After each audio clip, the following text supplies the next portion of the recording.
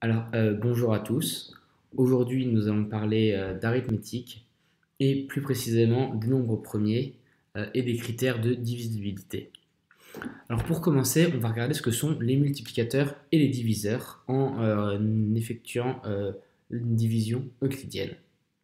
Alors, pour faire une division euclidienne, on va considérer deux nombres entiers positifs, a et b, avec b non nul et donc supérieur à 0.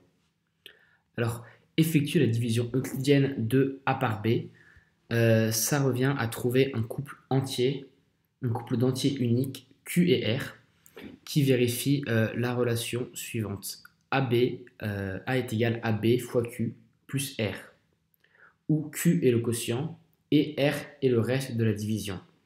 Alors, il est très important de se rappeler que B doit être supérieur à R. Alors, on va prendre un exemple pour rendre ça plus concret.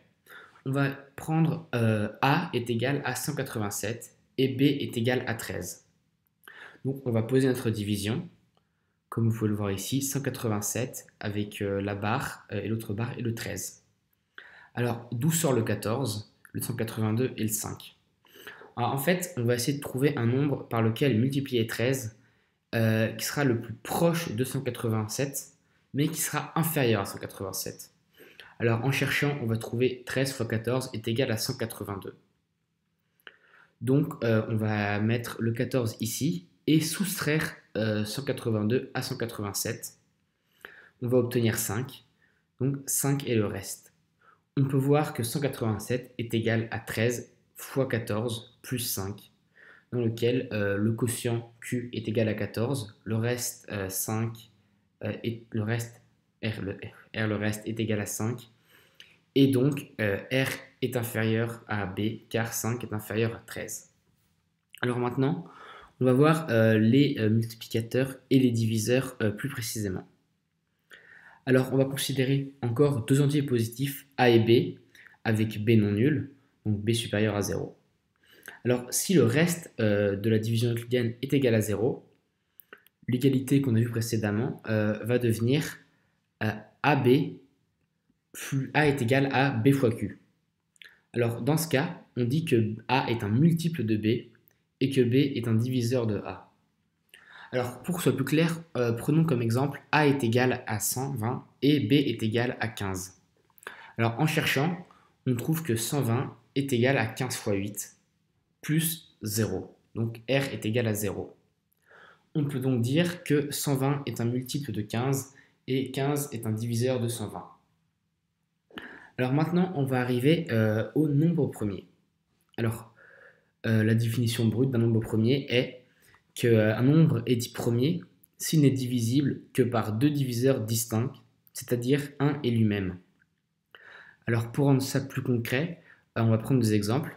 Par exemple, 1 n'est divisible que par 1, donc ce n'est pas un nombre premier. Effectivement, il n'est pas divisible par deux diviseurs distincts. 7 n'est divisible que par 1 et 7, c'est donc un nombre premier. A l'inverse, 12 est divisible par 1, 2, 3, 4, 6 et 12 et n'est donc pas un nombre premier. Alors, vous pouvez voir ci-dessous un tableau récapitulatif des nombres premiers de 1 à 100. Donc on peut voir qu'il se raréfie plus on avance. Alors maintenant, on va voir les critères de divisibilité. En effet, c'est très important de connaître quelques astuces. Ces critères de divisibilité vont vous aider à trouver les nombres premiers et à savoir si un nombre est un diviseur d'un autre nombre. Alors pour savoir si un nombre est divisible par 2, il suffit simplement de regarder le chiffre des unités, c'est-à-dire le dernier chiffre.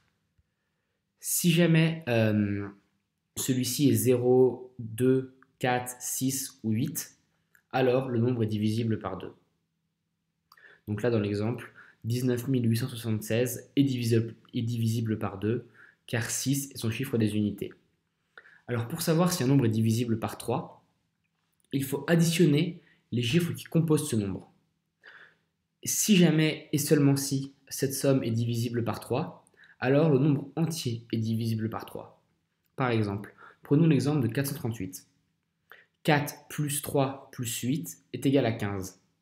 Or, 15 est divisible par 3. En effet, 3 fois 5 est égal à 15. Donc, 438 est divisible par 3. Alors, pour savoir si un nombre est divisible par 4, il suffit de regarder le nombre formé par les deux derniers chiffres qui composent le nombre. Si et seulement si ce nombre formé est divisible par 4, alors le nombre total est divisible par 4. Par exemple, si on prend 87 236. Sans calculette, savoir si le nombre est divisé par 4 est très compliqué. Donc, il suffit de voir ici que la somme formée par les deux derniers nombres, le nombre formé par les deux derniers chiffres de ce nombre est 36. Or, 36 est divisible par 4. 9 fois 4 est égal à 36. Donc, on peut dire que 87 236 est divisible par 4. Alors maintenant, pour savoir si un nombre est divisible par 5, tout comme pour 2, il suffit de regarder le chiffre des unités. Et si jamais celui-ci est un 5 ou un 0, alors le nombre est divisible par 5. Donc là, par exemple, 87 645 finit par 5 et est donc divisible par 5. Alors maintenant, pour savoir si un nombre est divisible par 9, il suffit de faire la somme des chiffres qui composent ce nombre. Si jamais et seulement si cette somme est divisible par 9, alors le nombre lui-même est divisible par 9. C'est comme pour 3. Donc si jamais on prend 6372, 6 plus 3 plus 7 plus 2 est égal à 18. Comme 18 est un multiple de 9, 6372 est divisible par 9. Alors à quoi servent les nombres premiers? Alors, il y a deux choses. Premièrement, grâce à cela, on peut décomposer un nombre en facteurs de nombre premier. Alors, qu'est-ce que cela? Pour décomposer un nombre de facteurs premiers, déjà je m'arrête avec ça. Alors, nous allons maintenant passer à la suite et voir les applications des nombres premiers. En commençant par voir la décomposition en facteurs de nombres premiers. Alors, la propriété brute est que tout nombre entier n supérieur à 1 peut s'écrire sous la forme d'un produit de nombres premiers. Pour cela, il faut arriver à écrire cette décomposition sous la forme de n est égal à P1, qui sera le premier nombre premier, fois P2, fois P3, P4, etc., jusqu'à arriver à Pk, qui symbolise le dernier entier de cette somme, de ce produit. Alors, il faut savoir que P1 doit être inférieur à P2, qui est inférieur à P3, et etc. Ils sont tous du coup inférieurs à Pk. Et ces nombres doivent être évidemment des nombres premiers. Alors, cette écriture est unique et est appelée décomposition en facteurs premiers de l'entier n. Alors, nous allons faire un exemple ensemble. Prenons le nombre 3626. Il faut le décomposer, et pour ce faire, nous allons diviser le nombre par son plus petit diviseur, et ensuite on répète l'opération jusqu'à arriver à un nombre premier. Et évidemment, chaque diviseur doit être un nombre premier. Donc, 3626.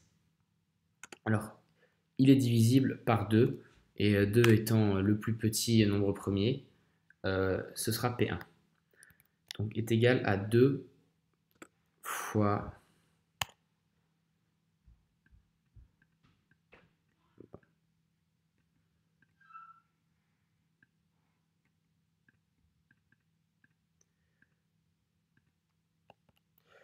est égal à 2 fois 1813. Donc maintenant, on va chercher à décomposer 1813. 1813 qui est lui-même 1813 qui est lui-même divisible par 7. Donc, on a 1813 qui est égal à 7 fois 259. Or, nous avons précédemment 3626 qui était égal à 2 fois 1813.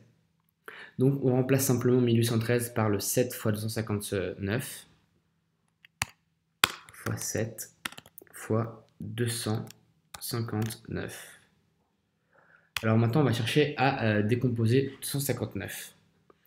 Là encore, en cherchant, on trouvera que 7 est le plus petit diviseur premier de 259 et 259 est égal à 7 fois 37. Encore une fois, on remplace. Donc on va avoir 3626 est égal à 2 fois 7 comme précédemment. Et on remplace donc 259 fois 7 fois 37. Alors maintenant, on va essayer de décomposer 37. Mais comme vous pouvez voir sur la table précédente, 37 est un nombre premier. Donc, nous savons effectuer la décomposition en facteur premier de 3226. Donc, maintenant, nous allons voir la seconde utilité au nombre premier de votre programme. Alors, ils servent aussi pour les fractions irréductibles. Alors, qu'est-ce que c'est? Une fraction est dite irréductible lorsqu'il n'est plus possible de la simplifier, c'est-à-dire lorsque le seul diviseur commun au numérateur, le chiffre du haut, et au dénominateur, celui du bas, est 1. Alors si on prend l'exemple de 14 sur 21, on peut voir que ce n'est pas une fraction irréductible, car 14 et 21 sont tous deux divisibles par 7, et donc ce sera égal à 2 tiers.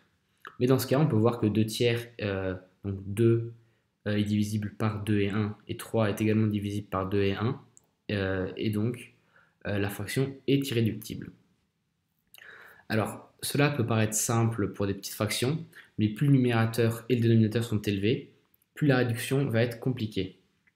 Alors, pour réussir à obtenir la fraction irréductible, il faut décomposer le numérateur et le dénominateur en facteurs de nombres premiers. Alors, une fois que c'est fait, on simplifie la fraction, et une fois qu'on ne peut plus simplifier cette fraction, on est arrivé à la fraction irréductible. Alors maintenant, on va faire un exemple avec 168 sur 3626. Alors, trouver de tête la fraction irréductible à laquelle est égale 168 sur 3626 est presque impossible. Alors pour cela, on va décomposer le numérateur, donc 168, et le dénominateur 3626 en facteurs de nombres premiers. Alors comme on l'a vu précédemment, 3626 est égal à 2 fois 7 au carré fois 37. De plus, en cherchant, on trouve que 168 est égal à 2 puissance cube, donc 2 fois 2 fois 2, fois 3 fois 7. Alors on va donc avoir 168 sur 326 qui est égal à... on remplace par le produit de facteurs de nombre premier. Donc 2 puissance 3 fois 3 fois 7 sur 2 fois 7 au carré fois 37. On décompose, donc on a 2 fois 2 fois 2 fois 3 fois 7 sur 2 fois 7 fois 7 fois 37. On simplifie la fraction. Donc le 2 et le 2 là vont simplifier, ainsi que le 7 et le 7 ici. Il va donc nous rester uniquement 2 fois 2 fois 3 sur 7 fois 37. Donc la fraction n'est plus simplifiable. On multiplie les nombres qu'il nous reste. On a 12 sur 259. On a réduit la fraction en une fraction irréductible qui est 12 sur 259. En effet, 12 et 259 ne sont pour diviseur commun que 1.